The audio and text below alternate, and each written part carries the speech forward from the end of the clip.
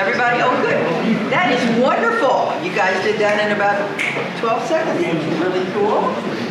Welcome to our roundtable on all things lead, all you need to know about lead as a CDC or somebody from CMHA or from the various assorted things here. And I want to let our speakers know right away who we all... Do you want me to put the lights up? Yeah. That'd be great. Thanks, Daniel. Okay, so first of all, I want to say thank you for inviting me.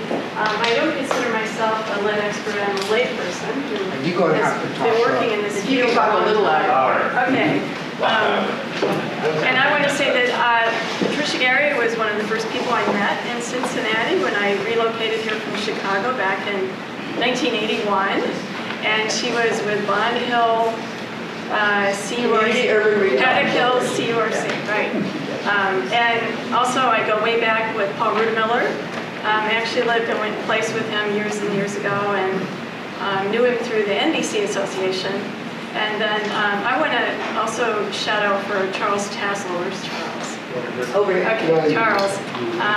I sit on the Ohio Lead Advisory Committee with Charles. He's the chairperson. And it was created through the passage of the state lead law back in 2002. And it's been on the books for quite a while, but I think over the last year or so, Department of Health decided to become more serious about what the lead council could actually achieve in terms of moving progressive ideas and recommendations up through the department. You know, it's a big bureaucracy. You need advocates, and you need some strength of an advisory committee like that to get things done at times. And I just want to say Charles has been wonderful. I couldn't have asked for a better chair to be there at the same time that I'm there. And I've been representing OHHN off and on for many years. In the beginning, so in the beginning we were Help End Lead Poisoning, or HELP Coalition. We were incorporated in 97. I was one of the founders while I was with Ohio CDC, and I served on the board for many, many years before I retired and then got involved with OHHN. And OHHN is HELP. We became OHHN in 2011, kind of following the trend of the field to become more integrated, more comprehensive about how you look at property and homes. And I just want to say, we have a website. It's all about lead. We're expanding it to include mold, radon, and bed bugs. And those are the topics we picked to start working on. And that'll be done by the end of June. We have a free monthly newsletter. You can go to our website and sign up for it. And then we also have done outreach with the state's HUD Lead grant for many years, and have been advocating for funding at the state level for lead and healthy homes. We haven't achieved it yet, but we're continuing to work on it. And then we have had summits the past 2 years and helped provide a training. So if you go to the next slide, you'll see those are just photographs from our last year's summit. And currently, besides the website, we are planning a spring and fall forum, and then we are working on a realtor's course, which we hope maybe it could be used in other parts of the state as well. But we're working with the Central Ohio Realtors right now. And then I'm working with Homes on the Hill CDC to begin to do some training for their landlords and their parents on lead hazards and lead safe renovation. Okay, so the upcoming events, the one we actually have a date for is Education and Developmental Services for Lead Poisoned Children. And we have some great speakers coming for that. And that's in Akron. And then we're going to be doing one on indoor air quality, probably at the Columbus Public Health Department. Okay, so the things I picked out today, I don't know, you have to tell me if this is a hit or a miss, but I'm going to talk about the fact that a study that the Health Department commissioned to come up with a new list of high-risk zip codes has yielded a lot of helpful information and maps, and at the census tract level, which we've never had before. The state lead surveillance system allows searches by address for the first time.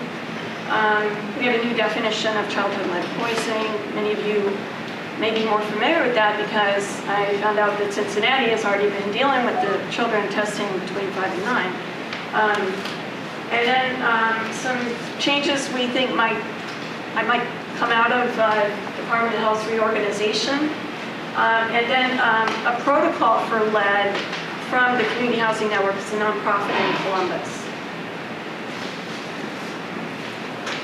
Okay, so the first thing I'll ask you, you want to help me hand out stuff? Okay. So the first thing I'm going to ask you to look at is a fact sheet on Hamilton County. The Department of Health took the data from the OSU study and they created county-level fact sheets. This is 2012 data. Hopefully they're going to be putting 2013 data out.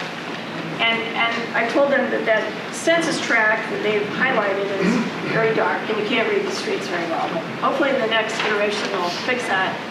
But what you have on that fact sheet is the latest data for Hamilton County for 2012. You can go on the website and get 2013, but not in this form.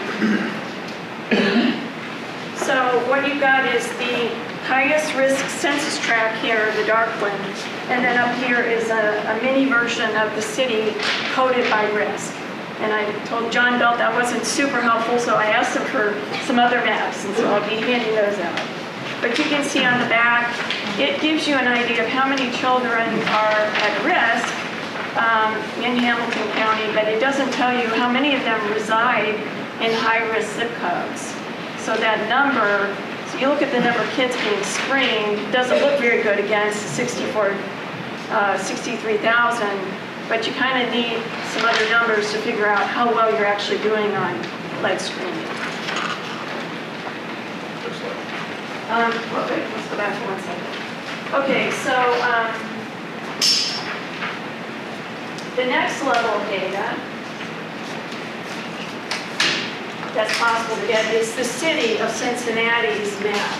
So that little tiny map on there, this is a larger version. Right.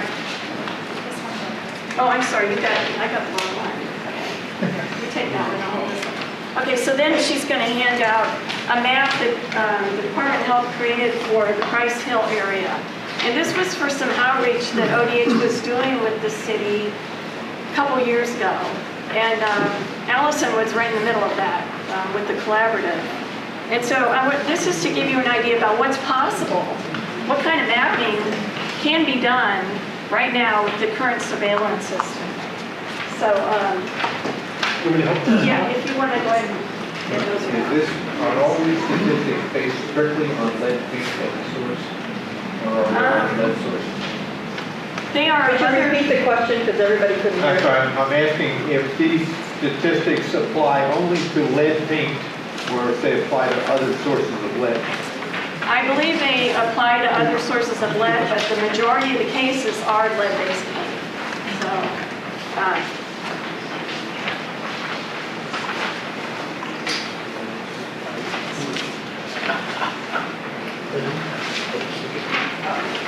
So, I'll have to read this to you because I didn't realize everybody would be so far away. So one thing I wanted to talk about that you may not realize, but the Cincinnati Health Department has the capability to conduct searches by residential address and to provide maps. And I was just talking to Allison about the maps because that's a harder thing. And actually ODH is really good at maps. And they might be willing to collaborate with the City of Cincinnati, City of Cincinnati Health Department to actually get those maps done. We talked about maybe turning that into a sort of project to get each of the high-risk neighborhoods mapped out. So you know exactly what census tracts are most at risk. Why would you want to know the history on a particular address? Well, that's because what you can get now are public health investigations, risk assessments, and lead hazard control orders. And it's possible to find out what work was done on a specific property that you might be purchasing. And unfortunately, some of this information gets lost in the process of foreclosures and properties going into your land bank, etc. This will be up on your website, I understand. So I give you a couple contacts. Pam Blaze, her email address, and Mark Needham. Those are the two people that ODH said can answer questions for you about policy, procedures, licensing. And even if you get the records on a particular property and you have questions about it, they would be good to be able to explain that. Right now in the state of Ohio, lead orders are not recorded on the property title because ODH has interpreted state laws saying they don't have the authority to do that. However, Cuyahoga County does it. They interpret it differently. That's a little piece of work to be done sometime, is to figure out how to get those lead orders recorded. I believe when this was brought up a few years ago, recorders were not thrilled about it, and there's a cost involved. So who picks up the cost of recording the orders? That's a big issue. Next one. Okay, so last year in November, after a 5-year rule review, the Ohio Department of Health adopted a new definition of childhood lead poisoning, and that starts at 5 micrograms per deciliter of blood. Why is that of interest to you guys? Well, that increases the number of children who are considered lead poisoned rather significantly. So instead of 139 children in 2012 who were 10 and above, you're now going to go to 722 because there are 583 children between 5 and 9. So, what this is an acknowledgement that really small amounts of lead can poison children. They can affect their IQ, they can affect their performance in school, whether they end up with ADD, ADHD. So it's really worth knowing where your high-risk areas are. If you're purchasing a property, what the lead history has been on that property. And the data will be really pretty good from 2004 on, which is after the lead law was really being enforced. Abatement rules apply for kids between 5 and 9, which is a very gray area that ODH is going to have to sort out. So, in other words, even though they're not doing risk assessments on kids between 5 and 9, your renovation will require a lead abatement contractor right now as the law stands. Something to think about, Charles, right? Say that again. Okay, so children between 5 and 9 are considered lead poison, and you have to use a lead abatement contractor if you are doing work in that property. So ODH acknowledges that that's a gray area that needs to be kind of figured out. Okay. So, you probably don't care that much about this, but the Healthy Homes Lead Poisoning Prevention Program is being merged with the lead poisoning prevention program that handles licensure of contractors, inspectors, trainers. They also go out on sites and check on jobs. If you do a lead job, you have to send in a pre-notification. They track all of that. They're going to come together. They've been in 2 different offices. They haven't always worked very well together. Well, now they're going to be together. And so some things are going to change. Radon and radiation are now also in this section, and they're going to continue their toll-free numbers. 2 different toll-free numbers, one on the licensure level and one on the lead poisoning prevention level. Okay, so one of the biggest changes that might come out of this reorganization, oddly enough, is that they are talking about possibly pursuing, again, taking on the EPA RRP administration. That's renovation, repair, and painting rule.